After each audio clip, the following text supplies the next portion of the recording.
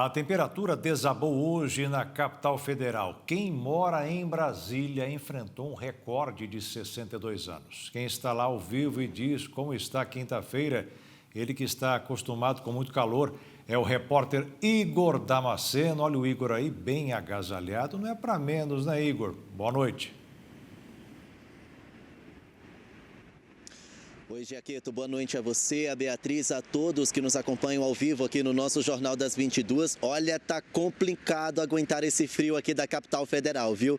Nesse momento, os termômetros registram 11 graus. Parece ser uma temperatura baixa, realmente é muito baixa, mas é bem melhor do que foi registrado durante a maior parte do dia aqui na capital federal, viu? Onde Brasília registrou 5 graus. Pela madrugada, Brasília registrou 1,4 grau com sensação térmica de 0.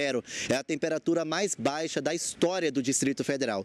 Isso provocou geadas, vento forte e, claro, aquela vontade de nem levantar da cama, viu?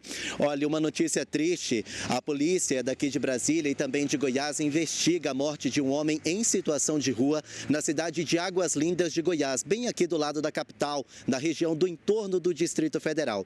De acordo com as investigações, esse homem tentou se abrigar num carro abandonado e não resistiu ao frio. Acabou, infelizmente, morrendo.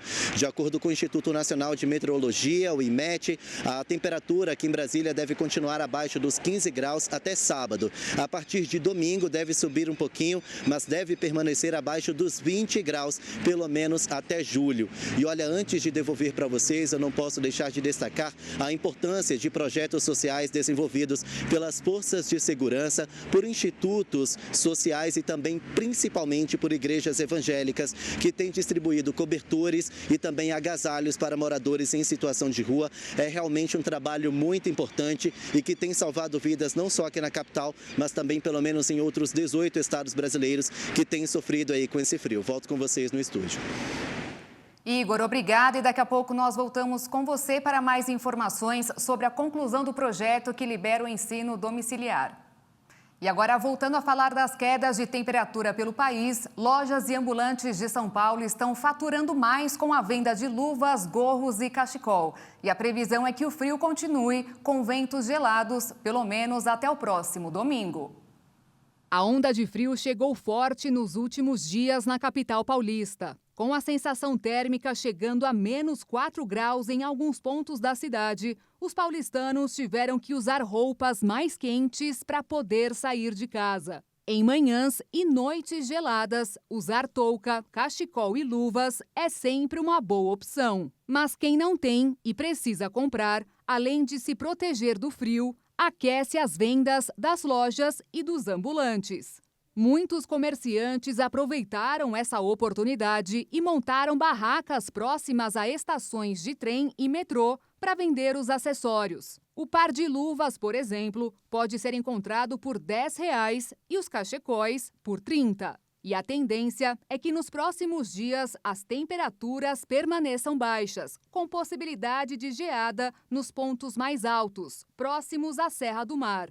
Fatores que aumentam ainda mais as vendas do setor.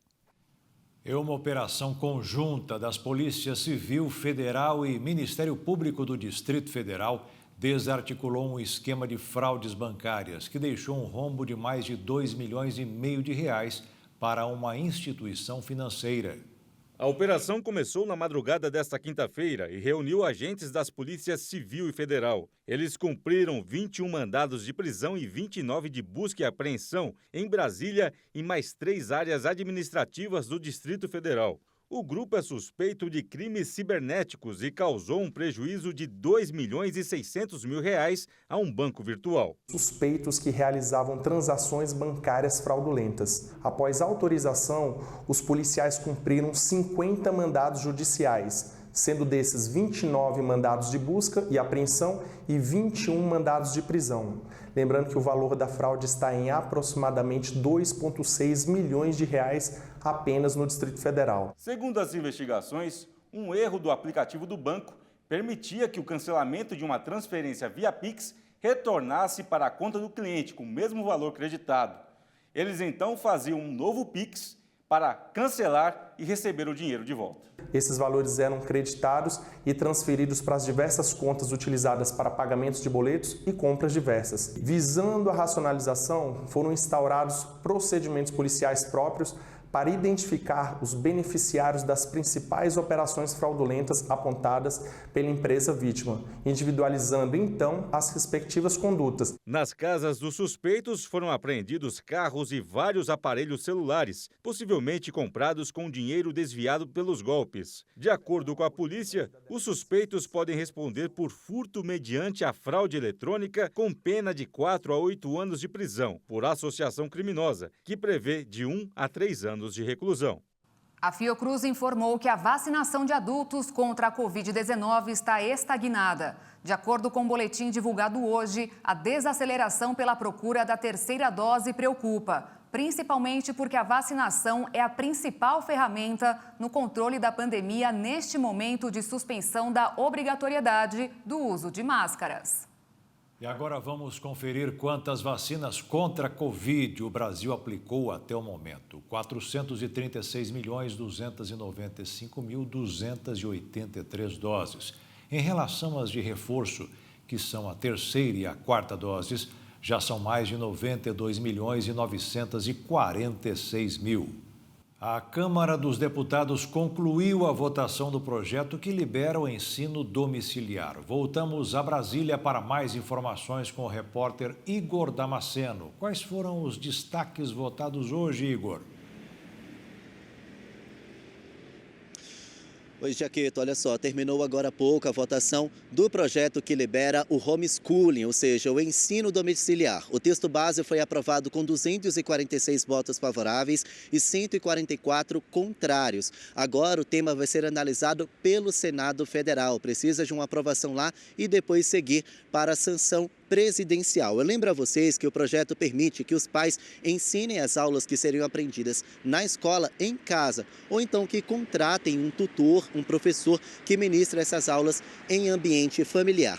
A justificativa é tentar impedir a doutrinação ideológica de professores aos alunos, mas as regras, eu vou ditar agora quais são as regras para liberar esse ensino em casa. É preciso ter diploma de ensino superior, se cadastrar numa escola credenciada ao Ministério da Educação, apresentar um relatório de desempenho dos filhos e também qual foi o crescimento do conhecimento deles. Hoje, parlamentares da oposição criticaram esse projeto, o homeschooling. Eles disseram que ele descumpre o respeito à diversidade, precariza o ensino e desvaloriza os professores. Vários projetos apensados, vários destaques estiveram em votação hoje em plenário da Câmara dos Deputados.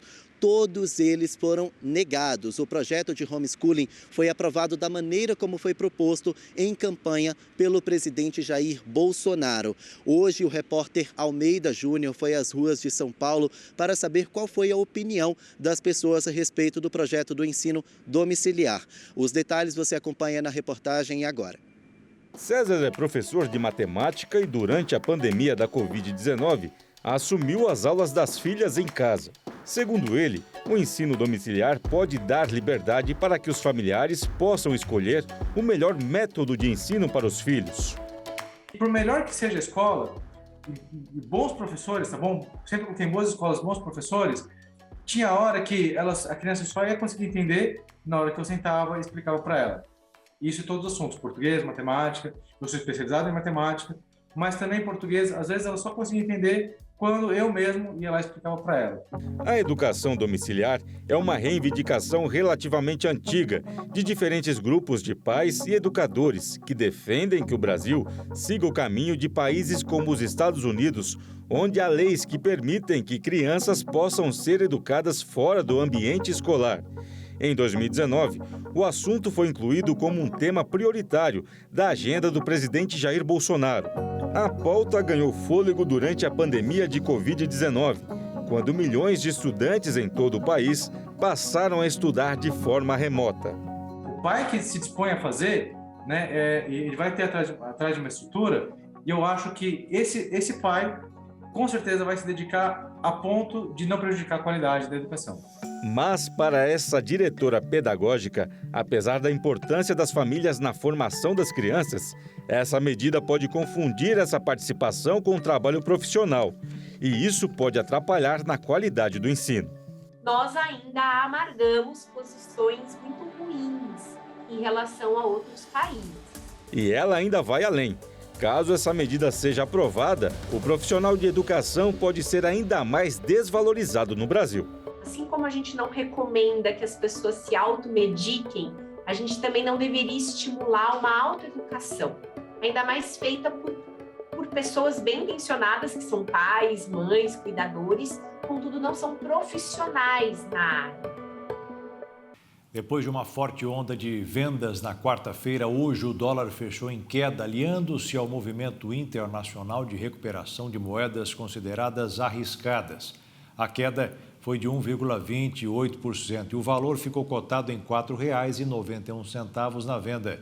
Já a Bolsa de Valores subiu 0,71%, com 107.005 pontos. O Supremo Tribunal Federal decidiu manter a multa de R$ 3.900 para os motoristas que se recusarem a fazer o teste do bafômetro. Além disso, segue proibida a venda de bebidas alcoólicas às margens das rodovias federais. Durante a sessão, 3 ações que poderiam flexibilizar pontos da Lei Seca e do Código de Trânsito Brasileiro foram analisadas. A maioria dos votantes concluiu que as medidas para zerar o consumo de álcool pelos motoristas reduziram as mortes no trânsito e devem ser integralmente mantidas. A legislação brasileira é uma das mais efetivas na área de segurança no trânsito, segundo o relatório mais recente da Organização Mundial da Saúde. O ministro Luiz Fux, presidente do STF, abriu os votos na sessão defendendo tolerância zero para o álcool no volante.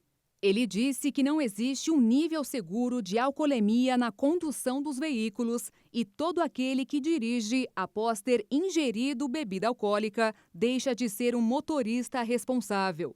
Luiz Fux foi acompanhado integralmente pelos ministros André Mendonça, Alexandre de Moraes, Edson Fachin, Luiz Roberto Barroso, Carmen Lúcia, Rosa Weber, Dias Toffoli, Ricardo Lewandowski e Gilmar Mendes. Apesar de concordar com a punição aos motoristas que se recusarem a fazer o teste, o ministro Cássio Nunes Marques foi o único a discordar das restrições para a venda de bebidas alcoólicas às margens das rodovias. Ele disse que a medida prejudica pequenos comércios varejistas em zonas isoladas e também afirmou que o Congresso não apontou a relação de causa e efeito entre a venda de bebida alcoólica nas rodovias e os acidentes de trânsito provocados pelo consumo de álcool. O governo aprovou o plano para a privatização de 16 aeroportos, incluindo o de Congonhas. A expectativa é que os leilões comecem ainda este ano. O Ministério da Infraestrutura avançou no processo de privatização via leilão de 16 aeroportos do Brasil. No texto já publicado no Diário Oficial da União, as outorgas terão de ser aprovadas também pela Agência Nacional de Aviação Civil, a ANAC, e serão formalizadas por meio de contratos de concessão. Na lista, que inclui aeroportos de 4 regiões do país, estão os mais relevantes em termos de fluxo de passageiros, como o de Congonhas, em São Paulo, e o Santos Dumont, no Rio de Janeiro. Pelo cronograma do governo, o leilão de Congonhas deve acontecer já no próximo semestre, junto com os aeroportos de Campo Grande, Corumbá e Ponta Porã, no Mato Grosso do Sul, de Santarém, Marabá, Carajás e Altamira, no Pará, e de Uberlândia, Uberaba e Montes Claros, em Minas Gerais.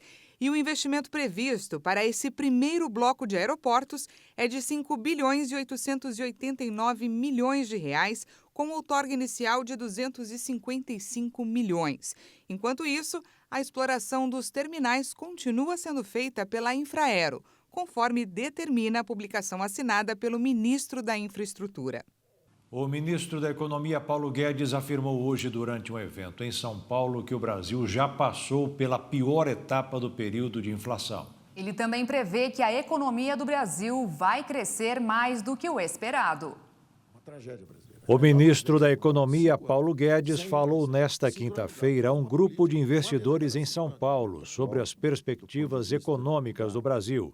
Guedes revisou para cima a sua projeção para a inflação oficial neste ano, medida pelo Índice Nacional de Preços ao Consumidor Amplo. Segundo a nova grade de parâmetros macroeconômicos da pasta, a estimativa para a alta de preços em 2022 passou de 6,55% para 7,90%. Um pouco mais cedo, o ministro afirmou que o Brasil já saiu da tormenta da inflação, diferentemente dos países desenvolvidos que demonstram a aceleração dos preços. Por outro lado, horas depois da declaração, o próprio Ministério da Economia anunciou um aumento de 6,5% para 7,9% da estimativa da inflação oficial para este ano. Caso as previsões do governo e do mercado financeiro para a inflação em 22 sejam confirmadas, esse será o segundo ano seguido de estouro da meta de inflação, já que em 2021 o IPCA somou 10,6%, o maior desde 2015. De acordo com Paulo Guedes, o país segue em recuperação consistente. A melhora no desempenho do PIB brasileiro tem ocorrido pela retomada no setor de serviços e a ampliação dos investimentos, o que se reflete na recuperação do mercado de trabalho. Os trabalhadores poderão usar até metade do saldo do Fundo de Garantia para comprar ações da Eletrobras. O investimento se tornou possível após o Tribunal de Contas da União autorizar a venda da estatal. A medida vale para trabalhadores de qualquer setor. Basta ter recursos no Fundo de Garantia por Tempo de Serviço, o FGTS. Será possível utilizar até 50% desse saldo para comprar ações da Eletrobras no processo de privatização da empresa.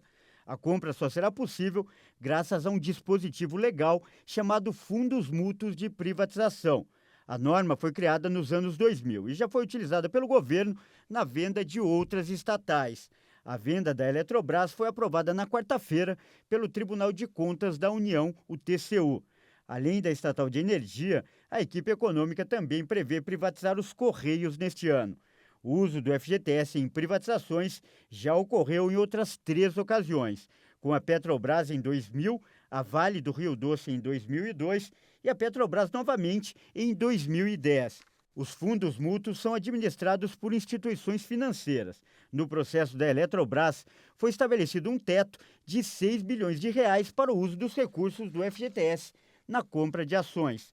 Se as ofertas superarem esse teto, será feito um rateio.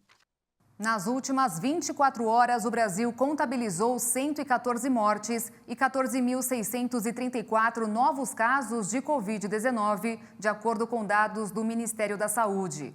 Dos mais de 30.752.000 diagnósticos, mais de 29.793.000 pessoas já se recuperaram e 293.000 seguem em acompanhamento.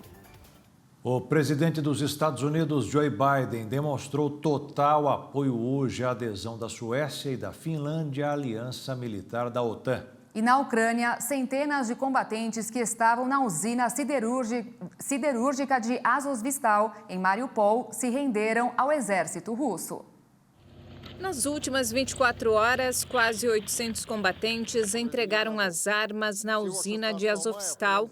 Com isso, o número de soldados que se renderam aos russos chegou a 1.730. A Rússia afirma que 900 foram levados a um campo de detenção. Podem ser trocados por prisioneiros russos ou julgados como criminosos de guerra. O julgamento do soldado russo Vadim Shishimarin, de 21 anos, continua em Kiev. Ele é acusado do assassinato de um civil desarmado.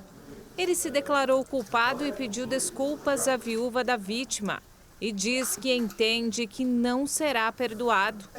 Outros 2 soldados russos também se declararam culpados por violar regras de guerra.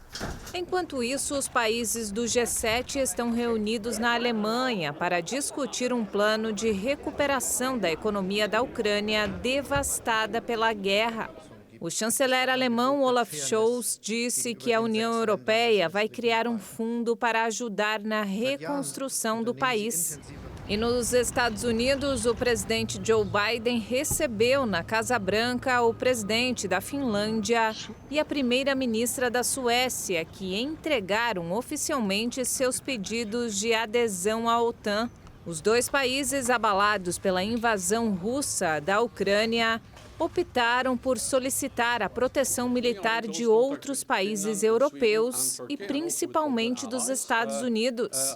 O apoio de Washington representa uma ruptura histórica com sua posição de não alinhamento. Mas a Turquia, um dos países membros da aliança, ameaça vetar essas adesões. O Congresso americano aprovou um novo pacote de ajuda de 40 bilhões de dólares para a Ucrânia, o equivalente a quase 200 bilhões de reais. Em março, foi autorizado o envio de quase 14 bilhões de reais para o país em guerra com a Rússia. E o ex-presidente dos Estados Unidos, George W. Bush, cometeu uma gafe na hora de criticar a invasão da Rússia à Ucrânia. Quando fazia o discurso, trocou os países e fez referência ao Iraque. E detalhe, quando os Estados Unidos invadiram o Iraque, ele era o presidente. A gafe aconteceu durante um discurso que George W. Bush fazia em um evento do Bush Center, um instituto do próprio ex-presidente para a formação de líderes em Dallas, no Texas. Durante seu discurso, Bush falava sobre diversos assuntos, como eleições e o conflito. Contudo, ao falar sobre a guerra imposta em território ucraniano pela Rússia, o ex-presidente norte-americano trocou o nome dos países e a fala equivocada soou com uma crítica aos Estados Unidos e a ele mesmo, já que citou o conflito como injustificado e brutal. O resultado é a ausência de freios e contrapesos na Rússia. A decisão de um homem de lançar uma invasão totalmente injustificada e brutal do Iraque, quer dizer, da Ucrânia. Logo após a confusão, Bush não segurou o riso e culpou a sua idade pelo equívoco. Mas o que não pode ser esquecido é que em 2003, quando estava na presidência dos Estados Unidos, Bush ordenou a invasão de tropas ao Iraque sob o argumento de que o país produzia armas de destruição em massa que nunca foram encontradas. A guerra no Oriente Médio aconteceu sem o respaldo da Organização das Nações Unidas e da Organização do Tratado do Atlântico Norte, que os Estados Unidos fazem parte. Em tese, muito parecido com o que tem ocorrido no leste europeu. A Polícia Civil de São Paulo realizou no final da tarde de hoje uma nova fase da Operação Caronte, com a intenção de combater o tráfico de drogas na região da Cracolândia. A ação é um desdobramento da mega operação realizada na madrugada do último dia 11, que resultou na prisão de 7 suspeitos de integrar o tráfico de drogas na Praça Princesa Isabel. Nos últimos dias, o grupo deixou a praça e se deslocou para um cruzamento próximo à Avenida São João, na região central de São Paulo. Nessa nova fase da operação, o objetivo era realizar 32 mandados de prisão contra traficantes que atuavam na Praça Princesa Isabel e fugiram durante a ação da última semana. Foram encontradas diversas drogas e códigos do PCC dentro das barracas. 4 pessoas tentaram fugir da polícia pelos telhados da vizinhança. 3 delas foram presas pelas forças de segurança e encaminhadas ao departamento de polícia. O 4º fugitivo caiu de cima de uma das casas e foi socorrido pelas equipes de saúde. Fronteira fechada. Policiais do Brasil participam da caçada aos autores de um atentado contra o prefeito da cidade paraguaia de Pedro Juan Caballero. Câmeras de segurança registram o momento em que este carro branco chega em alta velocidade. 3 homens descem, atiram e depois fogem. Em seguida, momentos de desespero. Várias pessoas tentam socorrer a vítima do atentado, o prefeito de Pedro Juan Caballero, José Carlos Acevedo. Atingido por 7 tiros, ele passou por várias cirurgias e está internado em estado gravíssimo nesta clínica, na fronteira do Paraguai com o Brasil. O crime causou comoção na cidade, que é a capital do estado paraguaio de Amambai e gêmea da brasileira Ponta Porã. Os municípios são separados por apenas uma rua.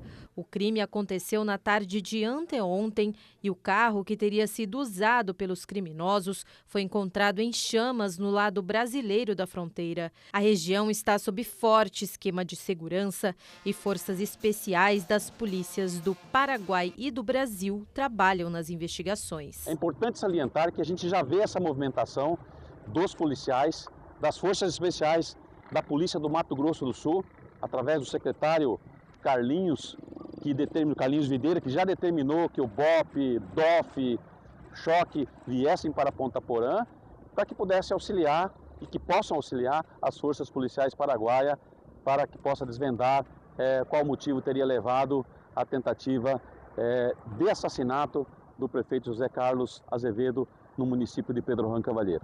O governador Reinaldo Azambuja lamentou o atentado e disse que a polícia sul-mato-grossense está ajudando nas investigações. Nós temos que unir as forças de segurança do Brasil e do Paraguai para juntamente coibir e apoiar para que a gente diminua essa violência. Isso é muito triste, né? Espero que ele recupere, que tenha aí recuperação da sua saúde, mas acho que o que vale para nós agora é montar aquilo que a gente tem feito muito, uma vigilância permanente do lado brasileiro para a gente possa coibir aí esses crimes transfronteiriços, principalmente na região da fronteira aqui do Paraguai. Há décadas, a família Azevedo domina o cenário político na região de Pedro Juan Cavalheiro.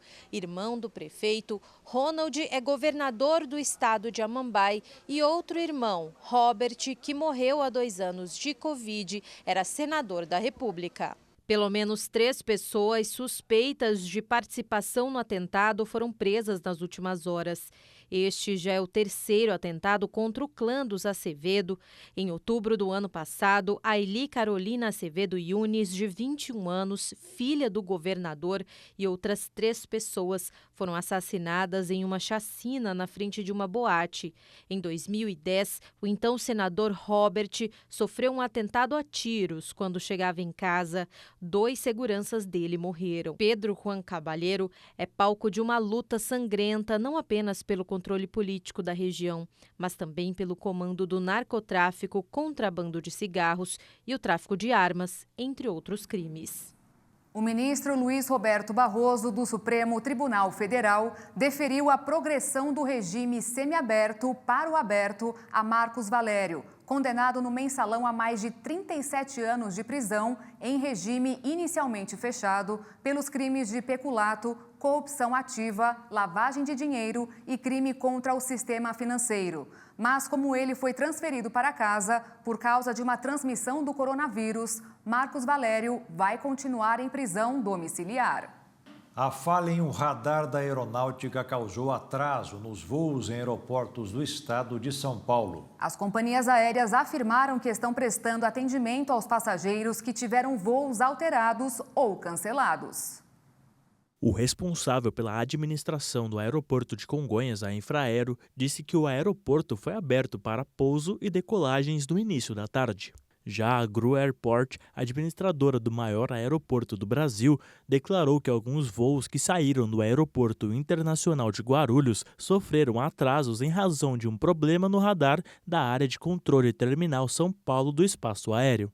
Mas pouco tempo depois, o sistema foi restabelecido e as operações foram retomadas. A falha também afetou o aeroporto de Viracopos, que teve 20 voos atrasados e 11 cancelados pela manhã.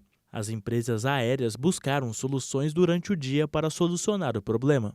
Alguns voos foram transferidos para outros aeroportos e alguns clientes tiveram que ser acomodados em outros voos ao longo da tarde. O primeiro-ministro do Reino Unido, Boris Johnson, se livrou de receber mais multas após a polícia do país encerrar as investigações sobre os casos das festas realizadas no gabinete do premier durante a pandemia. Nesta quinta-feira, a polícia britânica encerrou a investigação sobre as festas realizadas no escritório do primeiro-ministro Boris Johnson em Downing Street. Ao todo, a polícia emitiu 126 multas relacionadas a 8 eventos que foram realizados entre maio de 2020 e abril de 2021. As festas ocorreram no momento em que diversas medidas de bloqueio haviam sido tomadas pelo governo britânico para evitar a propagação do coronavírus. Durante todo o período de investigações, o primeiro-ministro enfrentou pedidos generalizados de políticos da oposição e alguns de seu próprio partido para que ele renunciasse devido ao escândalo. Johnson afirmou inicialmente que não houve festas ilegais e que todas as regras foram seguidas. Mas desde então, ele ofereceu uma série de desculpas, embora tenha rejeitado pedidos de renúncia e negado ter cometido conscientemente qualquer irregularidade. A polícia britânica disse que a investigação examinou 510 fotos e 345 documentos. Das 126 notificações emitidas, 83 pessoas foram multadas. A Corregedoria da Câmara Municipal de São Paulo deu início hoje ao processo que poderá levar à cassação do mandato do vereador Camilo Cristófaro, do Avante. Ele é acusado de racismo porque, durante uma sessão do Parlamento paulistano, ele disse que lavar o chão é coisa de preto. Trabalhar em uma empresa estrangeira com ganhos em dólares ou euros, sem precisar sair do Brasil. Essa é uma das grandes vantagens do home office, que se popularizou ao longo da pandemia e ganha cada vez mais força entre os brasileiros. A pandemia fez o mundo refletir. Muito se perdeu, sim, mas o modo de enxergar e até de viver ganhou novas nuances. Junto às perdas irreparáveis, nasceram oportunidades que até então pareciam inacessíveis. Muitas delas ligadas à vida profissional. Por meio do home office foi possível seguir em frente, e o que era apenas uma alternativa emergencial tornou-se uma realidade muito bem aceita entre os brasileiros. E o melhor, é possível trabalhar de qualquer lugar do mundo, ou até trabalhar para empresas estrangeiras sem sair do Brasil. De olho nessa possibilidade, principalmente depois da chegada da Covid-19, empresas de fora passaram a contratar brasileiros para trabalhar de forma remota daqui do país. Um fenômeno que tem como principal alvo profissionais do setor de tecnologia, que podem ter ganhos até 400% maiores do que os que tinham trabalhando em empresas nacionais. Em uma única agência de recrutamento, por exemplo, a procura de companhias por brasileiros cresceu 700% só no ano passado. E nesse caso é a própria empresa que recruta os candidatos pelo LinkedIn, como explica um dos gestores. Como nós funcionamos um modelo inverso, onde as empresas chegam como nós, os desenvolvedores somente precisam de abrir seu perfil, elas começam a receber propostas ou convites para entrevistas. Eu fui encontrado, né? Uma empresa de recrutamento que me encontrou no LinkedIn, uma empresa de recrutamento que faz recrutamento no Brasil para as empresas de fora. E aí eles me abordaram falando que tinha uma oportunidade para trabalhar para uma empresa de fora do Brasil, dos Estados Unidos, eu tinha interesse em conhecer. Eu achei interessante e resolvi conversar e entender melhor como é que era a oportunidade. Todos os trâmites burocráticos foram feitos pela empresa de recrutamento, que faz a parceria com a companhia estrangeira e então contrata o profissional brasileiro como prestador de serviços. Assim, todos os direitos ficam assegurados. O Moisés, que também trabalha para uma empresa americana, recebeu uma proposta bem tentadora. Ele sempre trabalhou em loco no Brasil, até que veio a pandemia e ele foi para o home office. Já em casa, também recebeu a proposta da Revelo. Para ele, o salário inicial oferecido já era 2,5 vezes maior do que o que ganhava aqui.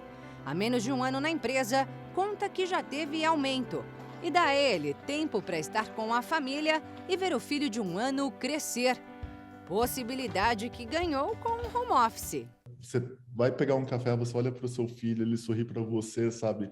Qualquer coisa que seja na sua cabeça, assim, some e você volta a ficar 100% bem, sabe? É uma qualidade de vida muito boa. E existem consultorias que ajudam aqueles que buscam viver a mesma experiência do Moisés, como a empresa do Leonardo. E ele diz que as oportunidades para brasileiros vêm de vários países. E aí, se interessou? Então atenção às dicas do especialista. O primeiro passo é ter o seu currículo atualizado, currículo objetivo, 2 páginas no máximo. É importante estar numa língua estrangeira, uma versão em inglês ou uma versão no idioma do país de origem onde você está aplicando.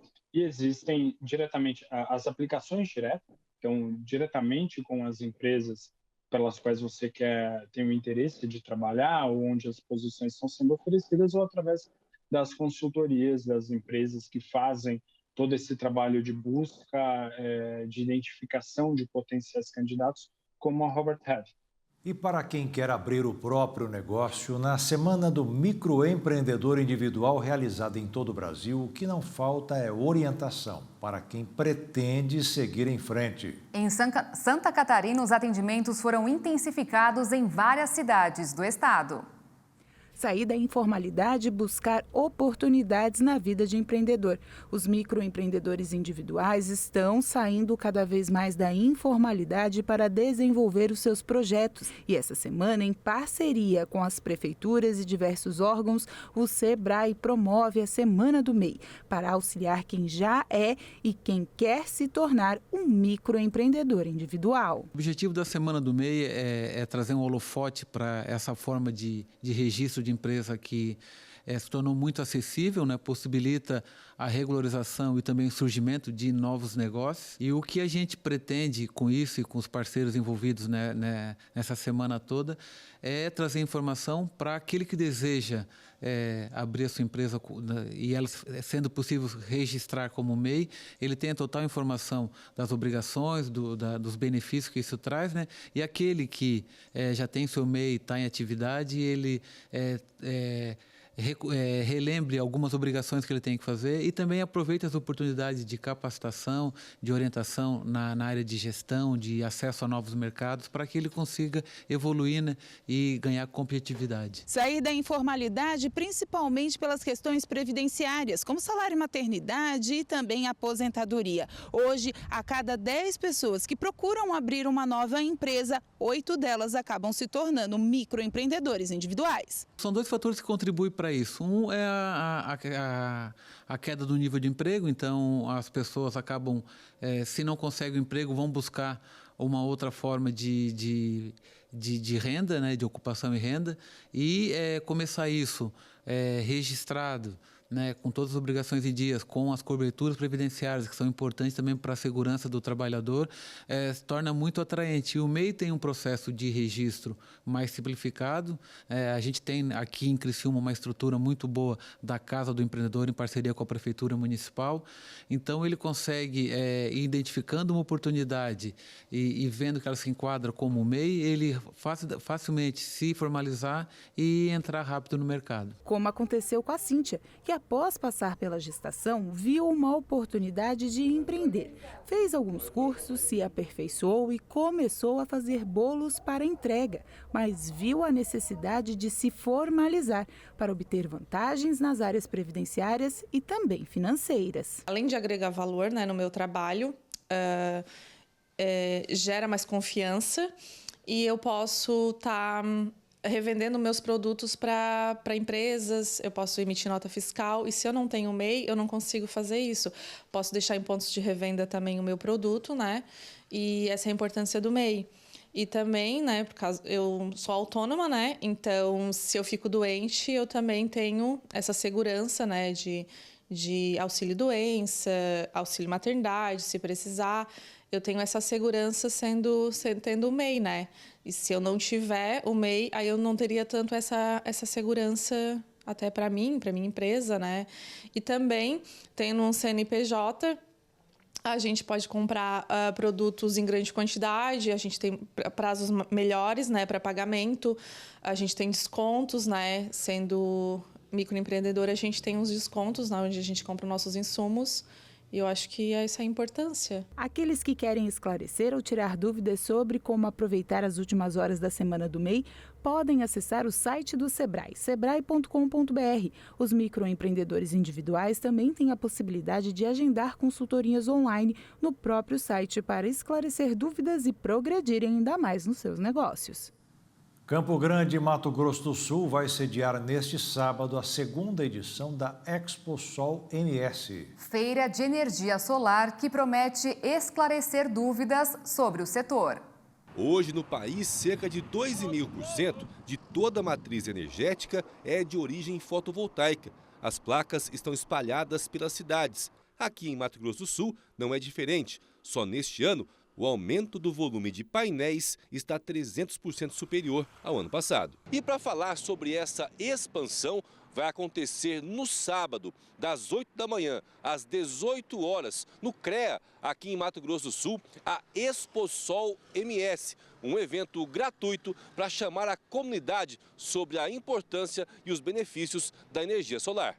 O presidente do Sindicato dos Engenheiros de Mato Grosso do Sul comenta que a partir do ano que vem, esse tipo de energia vai ser taxada. Então, a hora é agora para investir. Quem tem condições de fazer esse investimento até o dia 31 de dezembro, com certeza é a melhor data. Agora, se você der entrada no projeto, no processo direto na concessionária, você ganha um prazo extra para o ano que vem. Assim, a feira vai ser uma oportunidade para que as pessoas possam conhecer e até fazer uma simulação do investimento a ser feito em cada tipo de imóvel. Quem está interessado em energia solar, ele pode ir até a feira, conhecer o equipamento, conhecer os profissionais